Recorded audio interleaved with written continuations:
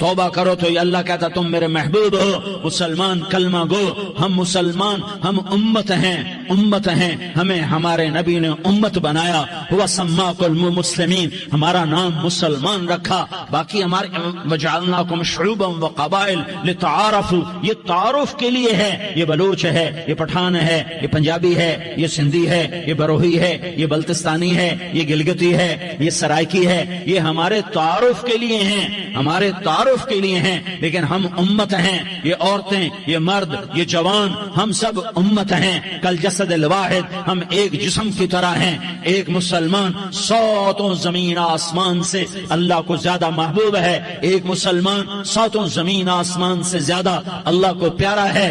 نافرمان برداروں کی بات تو فرمان برداروں کی ہے، نافرمانوں کو میرا اللہ، میرا آپ کا اللہ کہتا ہے یا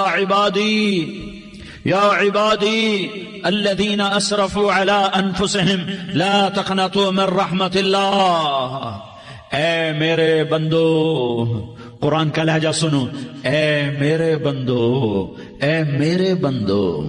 کیا پیار ہے، اے میرے بندو کیا محبت ہے، اے میرے بندو کیا مٹھاس ہے، اے میرے بندو کیا شہد بھرا ہوا ہے۔ کون سے بندو؟ نیک متقی، مفتی نعیم جیسے مفتی اور محدث مفسر، نہیں، تبلیغ والے، طارق جمیل جیسے تبلیغ والے، نہیں، تہجد گزار، نہیں، نیکوکار، عمرہ کرنے والے، حج کرنے والے، نہیں، یا عبادی اے میرے بندو، جسے ماں کہتی میرا لال، میرا بچہ، تو اس ماں کے لہجے میں جو ممتا ہے اس کا کوئی ترجمہ کوئی نہیں، یا عبادی، اس میں جو محبت اور پیار ہے اس کا کوئی ترجمہ کوئی نہیں، اے میرے بندو، اس لہجے میں نہیں، اے میرے بندو، اے میرے بندو، اے میرے، جیسے ماں کہتی میرا لال، میرا بچہ، میرا بیٹا، میرا چاند، تو اس میں کیا محبت ٹپک رہی ہوتی ہے،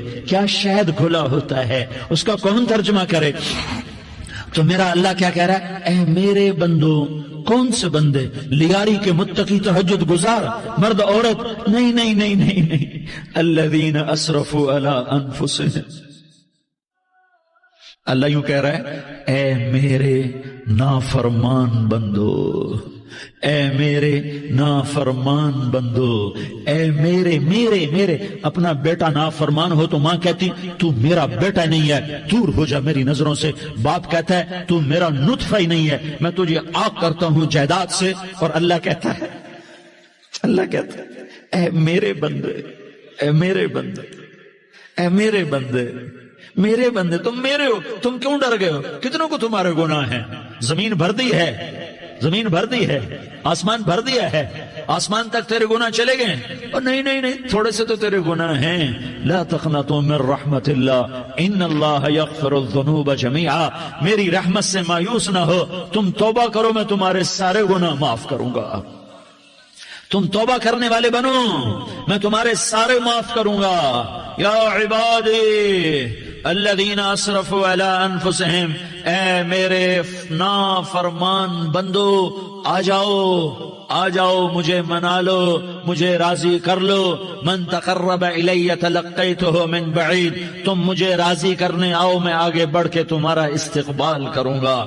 کوئی ناراض، میں کسی سے ناراض ہو جاؤں، وہ مجھے منانے آئے تو میں اس کا استقبال کروں گا یا منہ موڑ کے بیٹھوں گا اور اسے سلواتیں سناؤں گا، جلی کٹی سناؤں گا؟ میرا رب کہتا ہے لیاری کا جو مجھے راضی کرنے آتا ہے میں آگے بڑھ کے اس کا استقبال کرتا ہوں، میں کہتا ہوں آجا میرا بندہ، میں تو کب سے تیرے انتظار میں تھا کہ کب توبہ کرے گا اور میں معاف کروں گا، کب توبہ کرے گا اور میں معاف کروں گا۔ اللہ کو اپنا بناؤ، اس کے در پر جھکنے کے ساتھ ہمارے گناہوں کی حیثیت ہی کوئی نہیں ہے۔ بنی اسرائیل میں ایک آدمی نے 99 قتل کیے، اس کو خیال آیا میں توبہ کروں، ایک عبادت گزار کے پاس گیا اور اس سے پوچھنے لگا میں نے 99 قتل کیے ہیں، میری توبہ ہو سکتی ہے؟ اس نے کہا ہرگز نہیں، تو بڑا ظالم ہے، تیری کوئی توبہ نہیں۔ اس کو غصہ چڑھا، اس نے اسے بھی قتل کر دیا، 100 کر دیے۔ پھر اس کو خیال آیا میں توبہ کروں، تو وہ ایک عالم کے پاس گیا اور اس سے پوچھنے لگا میں نے 100 قتل کیے ہیں، کیا میری توبہ ہو سکتی ہے؟ کہ بیٹا کیوں نہیں ہو سکتی توبہ؟ ہائے ہائے ہائے ہائے ہائے، میرا رب ایک مثال دیتا ہے، کہتا میرا بندہ تو اتنے گناہ کر کہ زمین کو بھر دے، اس خلا کو بھر دے، چاند تاروں ستاروں کو بھر دے، اتنے گناہ کر کہ آسمان کی چھت کو لگا دے، زمین سے اٹھا اور آسمان کی چھت کو لگا دے، اتنے گناہ کرنے کے بعد صرف ایک دفعہ کہہ دے یا اللہ معافی دے دے تو میں سارے ہی معاف کروں گا، سارے معاف کروں گا، ولا ابالی، اور مجھے کوئی پرواہ نہیں ہوگی۔ انہوں نے کہا بیٹا گناہوں کی معافی تو یقیناً ہے، لیکن توبہ کا ہونا ضروری ہے، تیری توبہ پکی ہونے کے لیے یہ ماحول چھوڑنا ضروری ہے، تو یہ بستی چھوڑ کے اس بستی میں چلا جا، وہاں نیک لوگ رہتے ہیں، ان کی صحبت میں تو رہے گا تو تیری توبہ پکی ہو جائے گی۔ اس نے کہا میری معافی ہو جائے، میری معافی ہو جائے، میں ہر کام کرنے کو تیار ہوں۔ بوریا بستر اٹھایا، جو تبلیغ والے کہتے ہیں گھر چھوڑو، لیاری چھوڑو، بستر اٹھاؤ اور چلے کے لیے نکلو، 4 مہینے کے لیے نکلو کہ اپنی توبہ کو پکا کرو، ورنہ ماحول کی گندگی پھر آدمی کو گرا دیتی ہے، پھر گرا دیتی ہے، پھر گرا دیتی ہے۔ وہ نکلا، راستے میں موت آئی، جب موت نے جھٹکا دیا تو اس نے چھلانگ لگائی اس نیک لوگوں کی بس کی طرف، وہ ایسے اس کے ہاتھ اس کے آگے اور پورا جسم ایسے آگے پھیلا ہوا۔ اللہ تعالیٰ نے لیاری والوں کو قصہ سنانا تھا تو دونوں فرشتے بھیج دیے، جنت کا بھی آ گیا، جہنم کا بھی آ گیا۔ جہنم والے کہنے لگے مجرم ہے ہتھ کڑی لگاؤ، جنت والے کہنے لگے مہمان ہے سہرے پہناؤ، جہنم والے کہنے لگے توبہ ادھوری ہے، ابھی توبہ پکی نہیں ہے، ابھی نیک لوگوں کے شہر کو پہنچا ہی نہیں ہے کہ موت آ گئی۔ اور جنت کے میں کہنے لگے نہیں نہیں نہیں، توبہ ارادے سے ہو جاتی ہے، ارادہ کر لیا توبہ ہو گئی، ہمارا مہمان ہے۔ اللہ نے تیسرا فرشتہ بھیجا، جاؤ فیصلہ کرو۔ کیا فیصلہ کرو؟ وہ یہاں مرا پڑا ہے، یہ اس کی بستی ہے، یہ نیک لوگوں کی بستی ہے، وہ یہاں مرا پڑا تھا۔ اللہ تعالیٰ نے کہا فیصلہ کیا کرتا ہوں کہ یہ فاصلہ ناپو، اگر گھر کے قریب ہے تو دوزخ والے لے جاؤ، اگر نیک لوگوں کی بستی کے قریب ہے تو جنت والے لے جاؤ، یہ میرا فیصلہ ہے۔ ہائے ہائے واہ میرا رب، میں تیرے قربان۔ ہوا کیا تھا؟ وہ گھر کے قریب تھا اور نیک لوگوں کی بستی سے دور تھا۔ جب ناپنے لگے تو اللہ تعالیٰ نے ادھر والی زمین سے کہا جو نیک لوگوں کی بستی کی طرف سے تھی، اللہ تعالیٰ نے اس زمین سے کہا سکڑ جا، اور جو گھر والی زمین تھی اس کو کہا پھیل جا، ادھر کی زمین کو پھیلا دیا اور ادھر کی زمین کو سکیڑ دیا۔ جب ناپا گیا تو وہ نیک لوگوں کی بستی کے قریب ہوا، اللہ نے کہا لے جاؤ جنت میں، ہم نے معاف کر دیا۔ اور یہ تو بنو اسرائیل کا آدمی ہے، ہم تو محمد مصطفیٰ صلی اللہ علیہ وسلم کے امتی ہیں۔ ایک بنو اسرائیل کا آدمی، اس کا نام تھا کفل، اور روزانہ رات کو نئی لڑکی اس کے پہلو میں آتی، شراب کا دور چلتا اور زنا کا کب سے منہ کالا کرتا۔ ایک رات ایک لڑکی کو 60 دینار دے کر لایا، 60 دینار کوئی 10 لاکھ روپیہ بنتا ہے۔ کیا مال تھا کہ ایک رات کا 10 لاکھ دے کر آیا۔ جب کمرے میں داخل ہوا تو وہ لڑکی رو رہی تھی، تو کفل نے پوچھا کیوں رو رہی ہو؟ میں نے زبردستی تو نہیں کیا۔ تو وہ اس نے روتے ہوئے کہا کفل میں پیشہ ور عورت نہیں ہوں، میں عزت دار عورت ہوں، مجھے بھوک نے یہاں تک پہنچایا ہے۔ میں یہ کہا کرتا ہوں جب سردار لوگ، جب مالدار لوگ زکوٰۃ نہیں دیتے تو غریبوں کی بیٹیاں نیلام ہو جاتی ہیں۔ مالداروں سے کہتا ہوں، ان سرداروں سے کہتا ہوں کہ اللہ کے نام پر دیا کرو کہ غریبوں کی بیٹیوں کی عزتیں بحال رہیں۔ تو کفل نے جب دیکھا اور جب سنا، آنسوں کو دیکھا اور اس کی بات کو سنا، تو وہ اس کا وحشی دل، پتھر دل، کیا آنسوں نے کام کیا کہ وہ رونے لگا۔ کفل رونے لگا اور کہنے لگا بہن جس عزت سے آئی تھی اسی عزت سے واپس چلی جا، اور میں بڑا کتا انسان ہوں، میں بہت گندا انسان ہوں، میں تیرے آنسوں کے طفیل توبہ کرتا ہوں، تو میرے لیے دعا کر دے، اللہ میری بخشش کر دے، اور تو چلی جا اس اپنی عزت کی سلامتی کے ساتھ، اور جو مال میں نے تمہیں دیا تھا تمہیں ہدیہ۔ وہ بچی گھر پہنچی اور کفل کو پتہ نہیں اگلے لمحے کیا ہونے والا ہے۔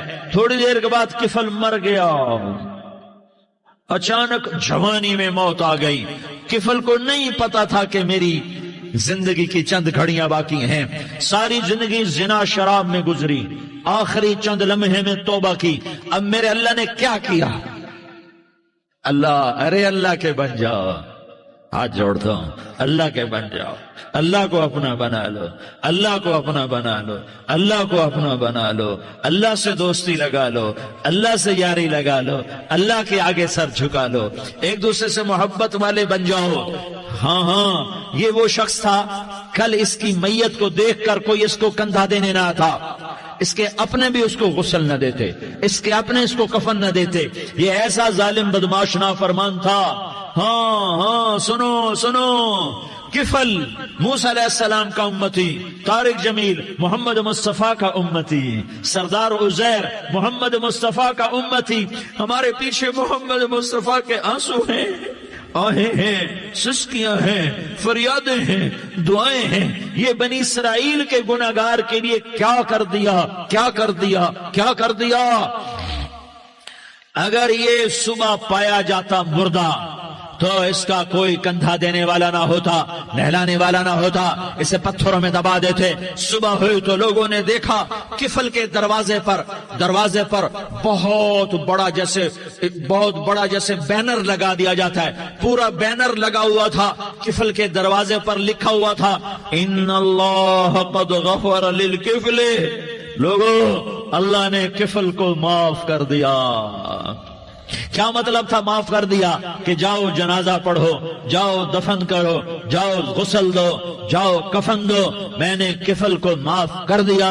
میرے بھائیو، اپنے اللہ سے اپنا تعلق بناؤ، اور اللہ سے تعلق بنتا ہے توبہ کے ساتھ، اس کے در پر حاضری دینے کے ساتھ، اور محمد مصطفیٰ صلی اللہ علیہ وسلم کی غلامی کے ساتھ۔